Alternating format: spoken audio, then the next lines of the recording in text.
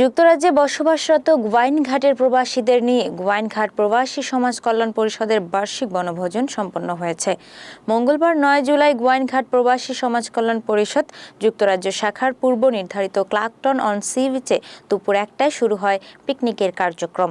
যুক্তরাজ্যের বিভিন্ন শহর থেকে গোয়াইনঘাট উপজেলার বাসিন্দারা জড়ো হলে ব্রিটেনের ক্লাকটন অন সি বিচ যেন পরিণত হয় এক খণ্ড গোয়াইনঘাটে। লন্ডন শহরের আলতাব আলী পার্ক থেকে বনভোজনের যাত্রা শুরু হয়। এরপর যুক্তরাজ্য শাখার সভাপতি মোহাম্মদ মিসবাউদ্দিনের সভাপতিত্বে এবং সাধারণ সম্পাদক মোহাম্মদ আলী সুমনের সঞ্চালনায় কারি মোহাম্মদ মোজাম্মেল আলীর কোরআন তেলাওয়াতের মাধ্যমে মূল কর্মসূচি শুরু হয়। হামদ, নাথ, দেশের গান, হাড়ি ভাঙা, ফুটবল, কাবাডি, রেফেল ড্র সহ নানা ইভেন্টে বনভোজন হয়ে ওঠে আনন্দময় ও উৎসবমুখর।